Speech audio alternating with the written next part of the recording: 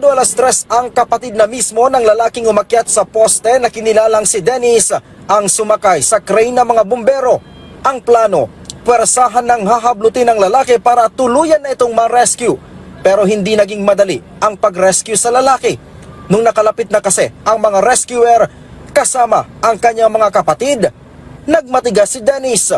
Imbes na bumaba, bigla na lamang itong tumayo sa tuktok ng poste. Sa pagkakataong ito, isang maling hakbang lang ng lalaki, maaari na siyang malaglag. Sa pagpapatuloy ng negosasyon, hinataw pa nito ang bumbero ng bakal na mula sa poste. Pero nung nakakita ng pagkakataon ng mga rescuer, agad hinablot si Dennis. Makailang beses mang magpumiglas, hindi na nito nagawa pang makakalas mula sa mga rescuer. Hanggang sa tuluyan na itong naibaba. Gusto kasi nating kalmado siya, maging kampante sa atin. Kaya po natin hinayaan yung mga kapatid niya na makinegotiate. Kaso nga lang parang hindi siya paring konbensido sa atin. So ginabitan na po natin ang yung pinuwersa na po natin siya. Actually na catch up na natin yung trust and confidence with the presence noong relative na dumating. So ginamit natin itong dalawang ito, okay, para higit na medyo gumaan-gaan yung kalooban noong tao natin, nung subject natin, dahilan para yun, unti-unting kahit papaano lumuwag yung kumpiyansa nung natin, subject natin. Halos 30 oras na natili sa taas ng poste si Dennis.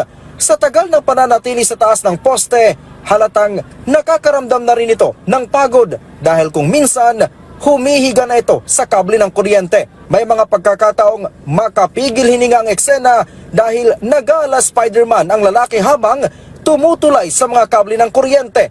Ang Bureau of Fire Protection sinubukan ng i-corner ang lalaki pero hindi sila makaporma sa leksi nito. Pinagpuputol na ng mga otoridad ang mga sanga ng kahoy sa paligid ng poste para madaling masagip ang lalaki. Naglagay na ng cushion bag sakaling malaglag ito. Sa pagtaya ng BFP Marikina, aabot sa 150 talampakan ang poste na inakyat ng lalaki. Abot langit ang pasasalamat ng mga kapatid ni Dennis matapos siyang ma-rescue. Nag-umpisa nung magkaganyan siya nung namatay yung kanyang baby. Tapos iniwan siya ng asawa niya.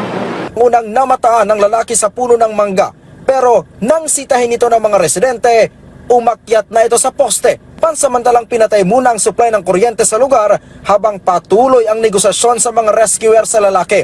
Kaya ang resulta, naperwisyo ang ilang residente at negosyo sa lugar.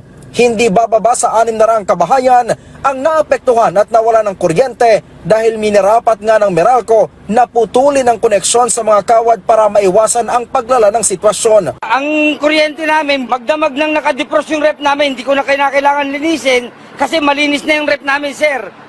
Kaya ngayon, ito, nagsisimula uli kami ng konting paninda para makatawid. Senior kami mag-asawa. May batang apo namin, dalawa, hindi sila nakatulog. Naibalik ang supply ng kuryente sa mga kabahayan. Paliwanag dito ng Meralco.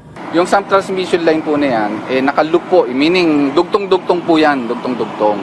Pag po pinatay po natin yan, no, ang nangyayari po, yung pong portion na kung saan po ito mga nakakonekta, no, ang ginagawa po natin, kung may pangangailangan po na ilipat natin po yung substation, na mga apekto, nililipat po natin, no? Kasi hindi naman po itong linya na to, siya po yung direktang nagbibigay sa mga customers.